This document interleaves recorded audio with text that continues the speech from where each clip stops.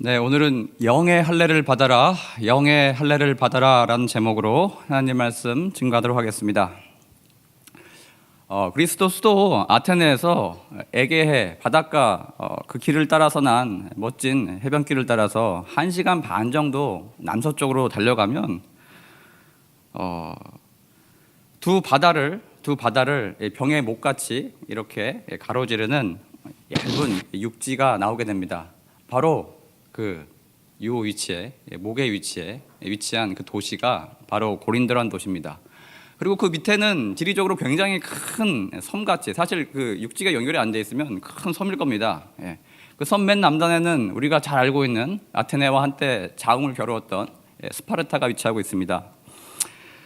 아마도 바울은 1차에서 3차까지 걸친 전도 여행 중에 100길로는 그렇게 가고자 소망했던 로마와 가장 가까운 위치라 할 수 있는 고린도라는 도시에 머물고 있었기 때문에 바울에겐 이런 마음이 들었을지도 모르겠습니다.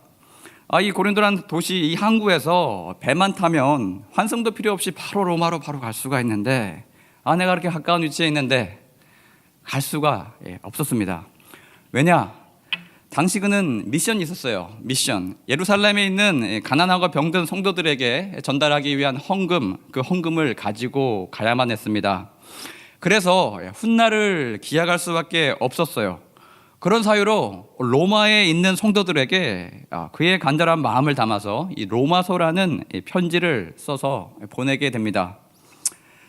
오늘은 복음의 정수라고 불리는 이 로마서 전반부의 내용에 대해서 한번 전체적으로 조망해보는 시간을 가졌으면 좋겠습니다. 먼저 이런 질문을 드리고 싶어요. 여러분, 로마서 어떻습니까? 로마서 딱 피게 되면 어떤 느낌이 듭니까? 이럴 때 가장 좋은 대답은 은혜롭지요. 가장 안전한 대답입니다. 하지만 솔직하게 드는 생각은 무엇입니까? 이 복음의 정수라 그런가 뭔가 굉장히 단어들이 덩어리지고 응축돼 있고 좀 어렵다, 이런 느낌이 들지 않습니까? 저만 그런가요? 아마도 여러분에게 로마서의 내용을 누군가에게 좀 쉽게 설명해 주기를 누가 부탁한다면 그게 만만치 않을 것입니다. 아마 쉽지 않을 거예요. 그런데 한번 생각해 봅시다, 여러분. 바울이 이제 막 믿음이 시작된 이 로마의 성도들에게 그렇게 심오하고 난해한 내용을 적어서 보냈을 리가 있겠습니까? 자신의 학식을 자랑하기 위해서 일부러 그렇게 어려운 단어들을 선택해서 썼을 리가 있겠습니까? 아니라는 것입니다. 바울은 저와 여러분이 이미 다 잘 알고 있는 너무나 쉬운 내용을 그 쉬운 내용으로 로마서를 작성해 내려가고 있습니다. 바울은 우리에게 너무나 익숙한 기독교 핵심 원리인 오영리를 1장에서 6장에 걸쳐 전개해 나가고 있습니다. 오영리 다 아시죠? 죄죽사 심령. 선교 가면 우리 증거하는 메시지죠. 죄가 뭡니까? 하나님께서 이 세상 만물을 창조하셨습니다. 인간 또한 하나님의 모습으로 거룩한 존재로 창조하셨는데 사탄의 유혹에 의해서 그만 타락한 존재로 전락하게 됩니다. 그에 대한 대가가 있죠. 죄, 죽. 이제 영원히 사는 존재에서 영원히 죽을 수밖에 없는 그런 존재로 바뀌게 됩니다. 그럼에도 불구하고 하나님은 그럴 수도 있지. 여전히 우리를 사랑해 주셨습니다. 십자가, 10. 그래서 그 죄책을 감당하기 위해서 하나밖에 없는 예수 그리스도 독생자를 십자가에서 우리의 죄를 위해서 대신 피를 흘리는 희생 제물로 우리에게 내어 주셨습니다. 영이 무엇입니까? 이제는 그 십자가 사건을 믿는 그 믿음만 있다면 누구나 다시 하나님께서 원래 창조하신 그 목적, 원모습, 영원히 사는 그 존재로 다시 뒤바뀌게 되는 은혜를 누리게 됩니다. 로마서 전반부도 이렇게 여러분 1장에서 6장까지 굉장히 내용이 어렵고 심오해 보이지만 우리가 너무나 잘 알고 있는 이 오영리의 순서로 읽어내려가시면 쉽게 눈에 들어올 것입니다. 한번 봅시다. 진짜 그런지 안 그런지 한번 봅시다. 1장 하반절 보시면 오영리의 죄에 해당하는 내용이 등장하고 있습니다. 인간의 모든 경건하지 않은 이 불의에 대해서 이야기하고 있어요. 무슨 내용입니까? 하나님께서 만물을 창조하셨고 또 하나님을 알만한 그 모든 것들이 만물 가운데 분명히 보여지고 있습니다. 그럼에도 불구하고 인간은 하나님을 잊어버렸어요. 하나님을 영화롭게도 아니하고 감사하지도 아니하고 오히려 그 생각이 허망해져서 미련한 곳에 마음을 둡니다.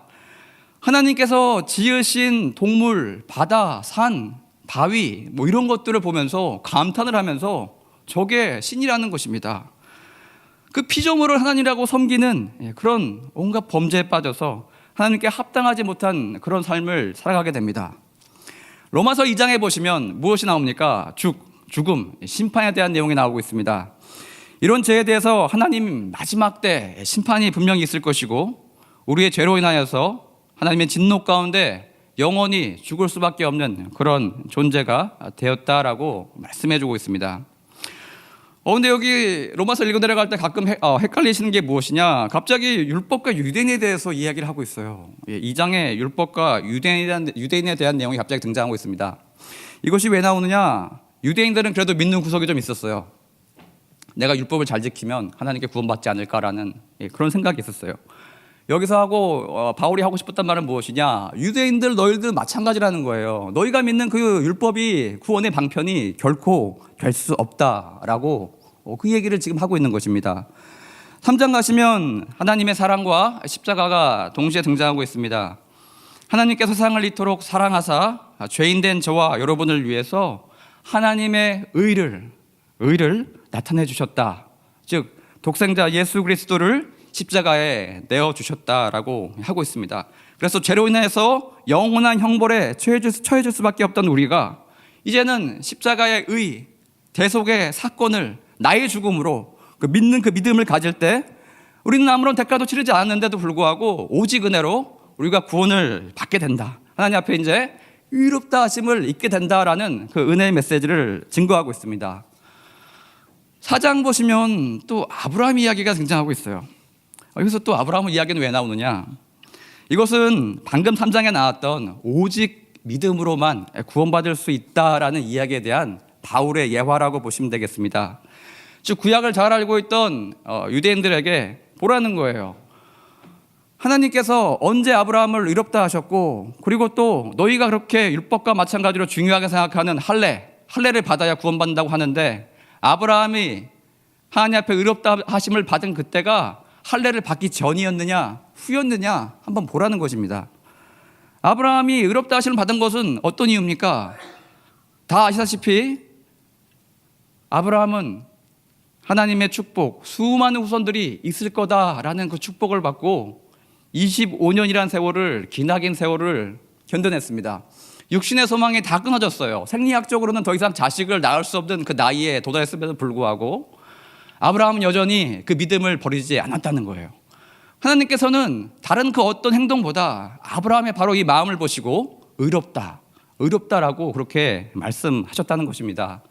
그리고 아브라함이 그 이후에 할례를 받았지 그 이전에 의롭다 하시기 이전에 할례를 받은 게 아니지 않냐라고 유대인들에게 증거를 하고 있는 것입니다.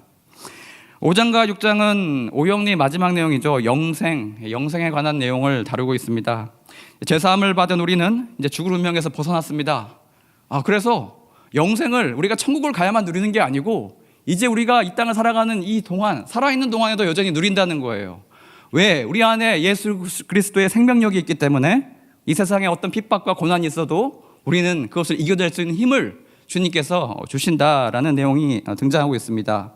그것이 가능할 수 있는 이유는 무엇입니까? 그리스도와의 연합을 강조하고 있습니다. 영적인 비밀에 대해서 5장, 6장은 증거를 하고 있습니다. 이렇게 로마서 전반부를 조망했을 때 사도 바울은 로마에 있는 성도들에게 이 서신을 통해서 하고 싶었던 이야기가 바로 오영리 십자가 이야기였습니다. 바울은 지금 로마인 성도들에게 서면을 통해서 십자가 설교를 하고 있는 것입니다. 육신은 아직 로마에 있기에 아직 갈 수가 없기에 안타까운 심정에서 자신이 알고 있는 십자가의 도, 가장 핵심이 되는 그 내용을, 그 증거만을 담아서 편지에 담아서 그렇게 보냈던 것입니다. 여러분, 바울이 왜 다른 내용이 아니라 이 내용을 담아서 보냈을까요? 그것은 아마 저 같은 설교자에게 죽기 전에 단 한 번 설교의 기회가 있다면 누구나 십자가에 관한 설교를 할 것입니다. 기독교의 그 어떤 교리나 윤리적인 삶의 지침이나 그 무엇보다 가장 중요한 핵심이 바로 십자가이기 때문입니다. 마찬가지로 여러분도 선교 여행을 갑니다. 8시간씩 날아가서 어떤 한 영혼을 만납니다. 근데 안타깝게 5분 내지 10분밖에 시간이 없어요. 여러분이 아이스 브레이킹 하느라 그 시간을 보내겠습니까? BTS 하느냐, 싸이 하느냐, 한국에서 왔다. 그런 거 얘기할 시간이 전혀 없을 거예요. 여러분이 거기 간 목적이 무엇입니까? 십자가의 도를 전하기 위해서 그곳에 갔기에 여러분은 바로 바울과 마찬가지로 바울의 심령으로 하나님 예수 그리스도의 십자가를 증거하고 오실 것입니다. 여기서 우리는 세상 만민에게 이 복음의 메시지를 전하기 앞서서 한번 점검해 봅시다. 우리 안에 우리 신앙의 본질이 얼마나 그 농도가 진하고 순결한가 한번 점검해 볼 필요가 있겠습니다. 아마도 이 자리에 나오신 분들은 십자가의 도에 대해서 많이 들어보셨고 잘 알고 계실 것입니다. 지식적으로도 잘 알고 이해하고 계실 것입니다. 그럼에도 불구하고 저와 여러분의 반복되는 고민은 무엇입니까? 신앙인이라면 누구나 한 번쯤 고민해 봤을 그런 문제죠. 이 복음의 능력이 실제적으로 저와 여러분의 삶 가운데 어떻게 해야 역사할 수 있게 만들 수 있는가? 어찌하여야 저와 여러분이 하나님 앞에 진정한 기쁨이 되는 그런 삶을 살 수가 있을 것인가? 바로 그것이 그 고민일 것입니다. 저는 오늘 우리가 같이 읽은 말씀 가운데 그 답이 있다고 생각합니다. 짧은 구절이니까 다 같이 한번 소리 내서 읽어보겠습니다. 로마서 2장 28절에서 29절 준비 시작. 무릇 보면적 유대인이 아니요 보면적 육신의 할례가 아니니라. 오직 이면적 유대인이며 할례는 마음에 할지니 영에 있고 율법 조문에 있지 아니한 것이라. 그 칭찬이 사람에게서가 아니요 다만 하나님에게서니라. 예배에 참석하는 모든 성도님들은 세상 사람들과 구분된 세상 사람들이 하지 않는 행동을 하면서 살아갑니다. 그것이 무엇입니까? 예배를 드립니다. 찬양을 합니다. 말씀을 읽습니다. 그리고 기도를 합니다. 그런데 오늘 본문의 말씀에 의하면 이런 표면적인 신앙은 구별돼 보이고 사람들에게 칭찬을 받을지 모르겠으나 하나님께서는 이런 것들이 중요하지 않다는 것입니다. 저와 여러분의 마음의 중심을 보시고 칭찬하시고 기뻐하신다라고 말씀하고 있습니다. 겉으로 드러나 보이는 객관적인 증거보다 하나님께서는 과거도 아니고 미래도 아니고 바로 지금 이 순간 저와 여러분의 마음이 얼마나 그리스도를 향해 있는가, 얼마나 예수 그리스도의 십자가로 붉게 물들어 있는가, 그것을 보시고 기뻐하신다는 것입니다. 여러분, 한국 기독교 신앙은 어느덧 100년이라는 세월을 넘고 있습니다. 따라서 어떤 사람의 신앙에 대해서 궁금해할 때 누가 그런 얘기를 들려줍니다. 저분은 신앙의 4대, 5대째입니다. 할아버지가 목사님이셨습니다. 이것이 때론 자랑 아닌 자랑이 되고 때론 신앙의 보험 아닌 보험처럼 그렇게 표현될 때가 있습니다. 이런 표현에 대해서 신학교에 있을 때 한 교수님이 제게 이런 말씀을 수업 시간에 하신 게 기억이 납니다. 여러분, 신앙의 4대니 5대니 이런 얘기 가능하면 안 했으면 좋겠습니다. 또 누군가 신앙의 첫 대라고 여러분 무시하지도 않았으면 좋겠습니다. 왜냐? 제가 유럽에 있을 때 초대교회부터 믿어온 집안의 사람들을 만난 적이 있습니다. 그 사람들이 보기엔 여러분 4대나 5대나 초대나 무슨 차이가 있겠습니까? 똑같아 보일 것입니다. 이렇듯 인간의 눈에 보이는 표면적인 전통, 행태, 하나님 앞에 아무 의미가 없다는 것입니다. 사람들에게는 이게 위대해 보이고 자랑할 만한 그렇게 중요한 것일지 모르겠지만 하나님께서는 현재 저와 여러분 내면에 하나님을 향한 사랑이 얼마나 진실한가, 또 주님을 향한 그 목마름이 얼마나 강한가, 그것을 보고 판단하시고 기뻐하신다는 것입니다.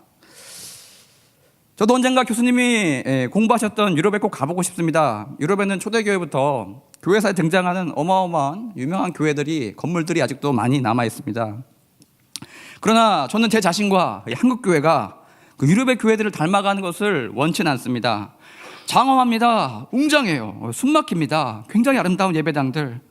하나님께서 분명히 영감을 주셔가지고 그 설계하는 자가 도면을 그렸을 것이고, 성령님들의 전심이 담긴 헌물로 그 벽돌 한 장 한 장이 아름답게 그렇게 올라갔을 것입니다. 하지만 여러분, 이젠 그 안에 신령과 진정으로 드려진 예배가 점점 사라져가고 있습니다. 과거에 찬란했던 교회들이 이제 구역을 정해놓고 그것조차 그 작은 공간조차 간신히 채워서 그렇게 예배를 드리고 있기 때문입니다. 왜 그렇게 됐습니까, 여러분? 무엇이 저들을 그렇게 만들었습니까? 왜 그렇게 초라해졌습니까? 바로 내면이 죽었기 때문입니다. 아름다운 성전과 예식과 예전, 표면적인 것들에 그렇게 만족하고 있다가 정작 이면에 영이 죽어버렸기 때문입니다. 하나님 말씀이 기록된 기둥과 성화, 햇빛이 들어오면 너무나 아름다운 찬란한 스테인드 글라스, 그런 창들이 신앙의 본질을 지킬 수도 없고 대신할 수도 없기 때문입니다. 오늘 말씀과 같이 오직 할례는 우리의 마음에 됩니다. 영에 있고 율법 조문에 있지 않습니다. 오직 할례는 마음에 할지니 영에 있고 율법 조문에 있지 않기 때문입니다. 오늘날 우리 눈에 보이는 신앙생활도 이와 비슷한 위기 가운데 처해 있을 수가 있겠습니다. 오늘도 드려지는 예배가 표면적인 예배 형태로 그렇게 끝나서는 안 될 것입니다. 지금 이 시간 선포되는 하나님 말씀 가운데 여러분의 영이 때론 아플지라도 칼에 찔리는 듯이 깊게 새겨지는 은혜가 있길 원합니다. 오늘 한번 점검해 봅시다. 저와 여러분은 나는 예수 그리스도의 영이 나를 지배하고 있는가? 나의 자아를 사로잡고 있는가? 하나님의 말씀이 내 마음속에 깊이 새겨져 있어서 나의 판단과 언행의 그런 기준이 되어지고 있는가? 때론 말씀과 충돌이 일어날 때 나는 언제든지 그 말씀 앞에 무릎을 꿇고 순복하고 있는가? 내 마음의 판이 예수 그리스도 십자가의 붉은 피로 그렇게 물들어 있는가? 아니면 나의 이성과 경험과 욕심과 아집의 그 푸른 빛으로 그렇게 내 삶을 이끌어가고 있지는 않은가? 그렇게 죄의 종으로 살아가고 있는가? 아니면 의의 종의 길을 걸어가고 있는가? 한번 점검해 보시는 이 새벽 되시길 바랍니다. 오늘 말씀 정리하겠습니다. 포인트가 두 가지입니다. 첫 번째로 바울은 로마서를 통해서 우리가 너무나 잘 알고 있는 오영리를 십자가의 복음만을 로마에 있는 성도들에게, 아직 만나지 못한 그 성도들에게 전하고 있습니다. 이 오영리의 프레임에서 로마서를 읽어 내려가면 쉽게 잘 들어오실 것입니다. 두 번째로 그리스도와의 연합을 증거하고 있습니다. 우리가 전할 이 복음의 메시지에 앞서서 우리 자신이 그 복음 가운데 잘 서 있는가? 우리는 예수 그리스도의 영 가운데 살아 숨쉬고 역사하고 동행하고 있는가? 한번 점검해보는 저와 여러분 되었으면 좋겠습니다. 예수 그리스도를 살리신 부활의 영, 그 생명으로 거듭난 삶을 살아갈 때 우리의 삶이 하나님 앞에 아름답게 그렇게 드려지게 됩니다. 하나님 앞에 칭찬받는 그런 삶을 다 사시길 바랍니다. 이 복음의 정수를 힘차게 붙드는 저와 여러분 되시길 바랍니다. 다 같이 한번 기도했으면 좋겠습니다. 우리 자신이 먼저 이 복음의 정수 가운데 서 있게 해달라고 그렇게 기도하시고, 또 우리의 삶이 하나님의 이 십자가를 전하는데 이 귀한 복음의 일꾼으로, 귀한 도구로서 잘 쓰임받게 해달라고 다 같이 한번 기도하시고 나가겠습니다.